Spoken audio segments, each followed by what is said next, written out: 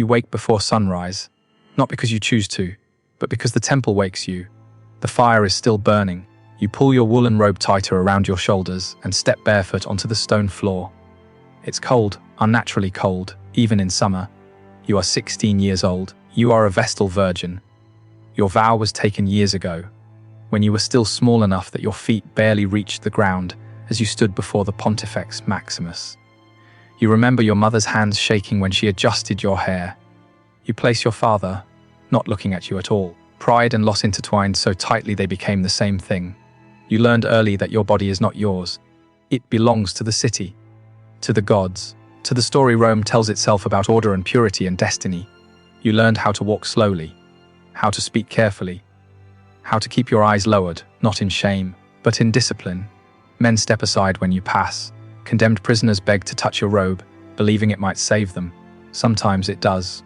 You are powerful. That's what makes the sound of footsteps so wrong. They are not ceremonial, not hesitant, not respectful. They echo through the temple with the confidence of someone who has never been told no. You feel it in your chest before you see him. A tightening, an instinct you've never had to use before, because nothing like this has ever happened. The emperor enters the temple of Vesta without being summoned. Caligula does not bow. He does not lower his voice. He looks around as if inspecting a private room, not the most sacred space in Rome. His gaze lingers on you, not on the flame, not on the altar, on you. You are trained not to react. Years of ritual have taught you how to still your face, how to make your body disappear into obedience. But something inside you shifts anyway, because the rules, the ancient ones, have just been broken, and no one stops him. This is the moment Rome never prepared you for. The Vestal virgins were meant to exist outside desire, outside politics, outside violation. Their punishment for breaking chastity was death, but their protection was absolute. Even emperors were bound by that law. Until now, Caligula smiles, as if amused by the silence. As if daring the gods themselves to intervene. Nothing happens. The fire keeps burning. And in that instant, something far more dangerous than sacrilege occurs. A truth reveals itself. Sacred does not mean safe. Power does not mean protection. And if the emperor can cross this line, then no line in Rome is real anymore. If stories like this matter, if you believe the past isn't just something that happened, but something that warns, subscribe to the historical archives. Because what you're about to hear isn't just about one mad emperor. It's about how systems collapse from within when belief is turned into a weapon. And we are only just beginning to understand why Caligula's presence inside the Temple of Vesta sent shockwaves through Rome. You have to understand how fragile Roman order really was, and how much of it rested on belief rather than force. Rome did not rule the ancient world by armies alone. Armies conquer. Belief stabilizes. From its earliest days, Rome wrapped power in ritual. Every law was blessed. Every office is sanctified. Every expansion justified not just as conquest, but as destiny. The gods wanted Rome to rule. Rome ruled because the gods approved. And nowhere was that belief more concentrated than in the Vestal virgins. They were living symbols. Not metaphorically, literally. Their bodies represented the city's moral center. Their chastity was tied to the safety of Rome's walls, its harvests, its legions abroad. When disasters struck, plagues, defeats, riots, Romans didn't ask what policy failed. They asked who offended the gods. And the Vestals paid that fear. This wasn't superstition on the margins. It was statecraft. The Vestal order existed for one reason: to make Rome feel eternal. As long as the sacred fire burned and the virgins remained pure, the city believed it was protected from collapse. That belief justified everything else: taxes, wars, slavery, expansion. Which meant the Vestals were not just priestesses, they were pressure valves. When Rome needed reassurance, they were displayed in public ceremonies. When Rome needed a scapegoat, they were investigated. When Rome needed to prove it still had divine favor, their bodies became evidence. This is the part modern retellings often miss. The Vestals were honored, but they were also trapped, removed from their families, watched constantly. Their lives were documented in records that treated their bodies as public property. Every movement is regulated, every interaction scrutinized. They were sacred because they were controlled. And that control depended on one assumption: that no one, absolutely no one, stood above the rules governing them. Not even the emperor. That's why Caligula mattered. When he took power, Rome was already uneasy. His predecessor, Tiberius, had ruled through paranoia and distance, retreating from public life and leaving the city simmering in resentment. Caligula arrived young, charismatic, and promising restoration. For a moment, Rome hoped, but hope curdled quickly. Caligula didn't just govern badly, he ruled against expectation, against precedent, against the invisible agreements that kept Rome functional. He didn't pretend the Senate mattered. He didn't hide the violence of authority behind the ceremony. He exposed it. Where earlier emperors had respected religious boundaries to maintain legitimacy, Caligula treated them like props. He inserted himself into priesthoods, demanded divine honors, publicly mocked traditions that once kept emperors alive, and then he did the unthinkable. He crossed into the one institution Rome believed even emperors couldn't touch. This wasn't about desire alone. If it were, it would have been hidden, denied, buried in rumor like so many elite transgressions before it. Instead, Caligula let it be known. He blurred lines deliberately, daring the Senate, the priesthood, and the gods themselves to respond. They didn't. That silence mattered more than the act. Because Rome ran on a shared illusion, that power was constrained by tradition. That law mattered because everyone agreed they did. That sacred institutions existed beyond politics. Caligula proved they didn't. And once that proof existed, it couldn't be erased. This is the thesis you need to hold on to as we continue. What Caligula did to the Vestal virgins wasn't madness. It was a stress test. A test of how far absolute power could go before Rome admitted its gods, its laws, and its morality were negotiable. The Vestals were simply where the test was most visible. In the next part, we're going to pull back the curtain on the system itself, how the Vestal order actually functioned day to day, how surveillance and discipline replaced faith, and how the machinery of sacred obedience made abuse not just possible, but inevitable. Because once you understand the system, the human cost becomes impossible to ignore. Before you can understand what Caligula broke, you have to understand what already existed. Because the Vestal virgins were never free. They were elevated. But elevation is not the same thing as autonomy. It's a change in cage design. From the outside, Vestal's command seemed privileged, chosen from elite families, removed from paternal authority, granted legal rights no other Roman women had. They could own property, make wills, testify in court without swearing oaths. Their presence alone could halt an execution. Rome paraded them as proof of moral superiority. But internally, the system ran on constant surveillance. Selection began early. Girls were chosen between 6 and 10 years old, before identity could harden, before memory could become resistance. Once selected, there was no refusal. Families complied not because they wanted to, but because refusal marked you as disloyal to the gods and the state simultaneously. The child was removed completely. No gradual separation.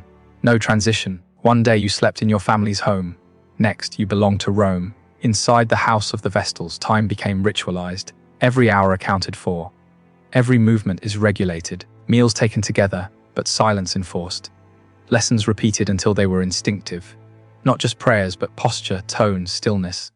Mistakes were not punished violently. They were recorded. This is important. Roman control didn't rely on constant brutality. It relied on documentation, on precedent, on creating a paper trail that followed you for life. A Vestal's reputation was her shield and her vulnerability. Whispers mattered. Patterns mattered. Anything that could later be framed as impurity was quietly logged. The system didn't need to invent guilt. It only needed to preserve the option. This is how sacred institutions protect themselves. They don't act unless necessary, but when they do, they already have justification prepared. Punishment, when it came, was framed as inevitability. If a Vestal was accused of breaking her vow, Rome didn't see a victim. It saw a crisis, a cosmic imbalance. The woman ceased to be an individual and became a malfunction in the system. Her execution wasn't vengeance. It was maintenance. Burial alive was described not as cruelty, but as mercy. No blood spilled, no executioner stained. Rome told itself the gods were satisfied by procedure, and everyone went home believing order had been restored. This structure only worked under one condition, that the rules applied to everyone. The Vestals were watched, but they were also protected, because harming them meant endangering Rome itself. That mutual fear kept the balance intact, until Caligula introduced a new variable, absolute power. When Caligula entered sacred spaces uninvited, when he summoned Vestals as if they were court ornaments, he wasn't acting impulsively. He was exploiting a flaw built into the system. Because the Vestals had no language for refusal, They were trained for obedience, not confrontation. Their authority existed only within ritual contexts.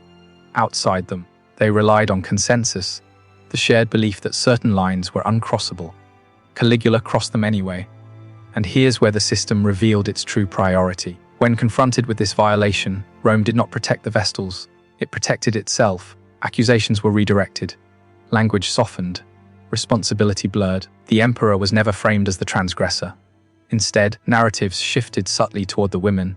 Questions of conduct, of influence, of rumor. The system did what systems always do under threat. It closed ranks. Elite priests hesitated.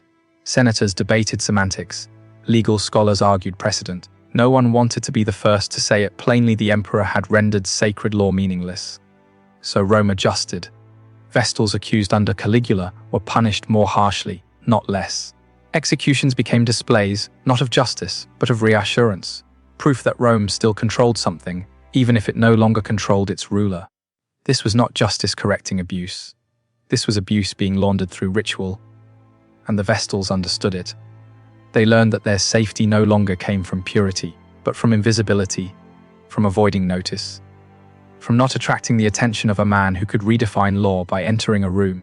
Obedience shifted from sacred duty to survival strategy. This is how the machine adapted, not by collapsing but by redefining its purpose. In the next part, we'll follow one Vestal story from inside this system, step by step. Not as legend, not as scandal, but as a human being navigating a structure that quietly decided she was expendable. Imagine your name is Cornelia. You don't remember the day you were chosen as clearly as you remember the silence that followed it. You were 7 years old, too young to understand what it meant when priests came to your family's house. Too young to grasp why your mother suddenly stopped touching your hair, as if she were afraid attachment itself might disqualify you. They told your parents Rome had honored them. They said you are special. That word, special, followed you like a shadow. Your father stood straighter than you had ever seen him. Your mother did not argue. She only kissed your forehead once, too quickly, as if prolonging it would make her weak. When you were led away, you expected someone to stop it.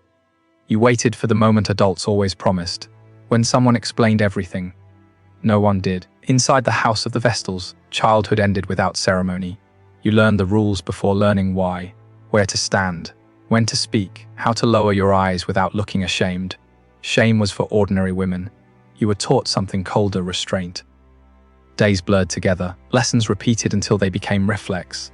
You learned the hymns, the gestures, the myths that framed your life as a gift rather than a theft. Rome did not take girls, they said. Rome received them. At night, you lay awake listening to the temple breathe, footsteps, distant bells, the crackle of the sacred fire. You learned to measure time by ritual instead of seasons. Birthdays disappeared. Family names faded. By 16, you had learned the most important lesson of all. Visibility is dangerous. You moved through ceremonies flawlessly. You spoke when spoken to. You never drew attention. Other Vestals came and went, some transferred, some accused, some simply no longer present when you woke in the morning. No explanations were offered. You didn't ask. Then Caligula became emperor. At first, nothing changed. Rome always insisted continuity was proof of stability. Rituals continued, processions marched, the fire burned, but slowly something shifted. The priests became tense. Conversations stopped when you entered a room. Summons came more frequently, and for reasons never explained. The boundaries you had always relied on, who could enter which spaces, who could speak during which rites, began to blur. And one morning the emperor came to the temple. You had been taught this would never happen. You stood perfectly still as he entered, surrounded by guards who looked uncomfortable but did nothing. Caligula didn't look at the altar first. He looked at the Vestals, at you. His questions sounded almost casual, curious, as if he were examining something rare. Did you ever regret your vow? Did you believe the gods truly watched you? Did you know how much power you had over men's lives? Each question carried weight. Each pause demanded something from you: fear, humility, gratitude. You answered carefully, choosing words that had never failed you before. But this time they felt insufficient. When he left, the fire still burned. No thunder struck. No god intervened. That night, you realized something terrifying. The gods were silent. Weeks later, the summons came. Not to the temple, to the palace. The walk there felt longer than any procession you had ever taken. The air inside was heavy with perfume and noise. a violent contrast to the controlled stillness you had mastered. Servants avoided your eyes. Guards treated you like property. Caligula greeted you as if you were an object finally delivered. He spoke of Rome, of decay, of hypocrisy, of how sacred institutions hid corruption behind ritual. He spoke as if he were revealing truths, not committing violations. You understood then that resistance was impossible, not because of force, but because of framing. Anything you did could be rewritten as guilt. When you returned to the temple afterward, no one asked what had happened. The other Vestals did not look at you. Silence wrapped around you like a second robe. Days later, rumors began. Small ones, careful ones, suggestions that you had changed, that you were distracted, that perhaps the gods were displeased. You saw your name written differently in records. Marginal notes, observations, not accusations, preparations. The system had turned. You were no longer a symbol to be protected. You were a liability to be managed. When the charge finally came, it was framed as a necessity, a purification, a way to reassure Rome that order still existed. The emperor was never mentioned. His role dissolved into absence. You were condemned not for what had been done to you, but for what Rome needed you to represent. As you were led away, you understood the cruelest truth of all. The system did not fail you, it used you. In the next part, we'll follow a second story, one from the elite, where obedience was negotiated rather than enforced, and where survival depended not on purity, but on proximity to power. If Cornelia shows you what happens when the system needs a sacrifice, Statilia shows you something colder. What if the system decides to use you instead? Statilia came from a family that mattered, not legendary, not imperial, but close enough to power that their name appeared regularly in Senate discussions and marriage negotiations. Her childhood was not gentle, but it was prepared. She learned to listen without reacting, how to read rooms, how to understand that affection and leverage were often the same thing wearing different masks. When she was chosen for the Vestal Order, it wasn't framed as a loss, it was framed as a strategy. Her father spoke openly about honor, about visibility, about how proximity to sacred power elevated a family's standing for generations. Her mother cried, but quietly, and only once. This was not a family that expected the world to be fair. It expected it to be navigable. Inside the Vestal house, Statilia adapted faster than most. She was observant. She learned which priests liked flattery disguised as humility, which senior Vestals wielded influence through silence rather than authority, which mistakes quietly disappeared and which echoed. She did not seek attention, but she understood how it worked. By the time Caligula became emperor, Statilia was already known, not for purity, but for composure, the kind of composure that unsettles powerful men, because it suggests awareness. That made her dangerous. Caligula noticed her differently. Where Cornelia had been summoned as an object, Statilia was summoned as a conversation. He asked her about politics, about the Senate, about whether Rome's traditions were sincere or merely rehearsed. He spoke as if inviting honesty, then watched carefully to see how much she dared to give. This was not a test of chastity. It was a test of allegiance. Statilia realized something quickly: refusal would destroy her family. Compliance might save them, but only temporarily. Favor under Caligula was not stability. It was suspended over a pit. She learned to negotiate in half answers, to offer insight without accusation, to appear open while remaining unreadable. And Caligula enjoyed this, because refined cruelty is always more entertaining than brute force. Unlike Cornelia, Statilia was not publicly accused. She was not dragged into ritual punishment. Her suffering was quieter and more enduring. She was made to witness. She saw other Vestals summoned and returned diminished. She saw names disappear from records. She saw how rumors were cultivated deliberately, then released just slowly enough to feel organic. Caligula used her presence as a message to the elite. Look how close she stands to power. Look how easily that closeness could vanish. Her family received favors, then warnings, appointments followed by investigations, honor followed by anxiety. They learned, as she did, that survival meant constant recalibration. This was the evolved form of the system. Not sacrifice, but hostage logic. Statilia's purity was no longer symbolic. It was conditional. Her safety depended on her usefulness. Her silence was rewarded. Her resistance would be reframed as corruption. And Rome understood. Senators saw what was happening and recognized the shift immediately.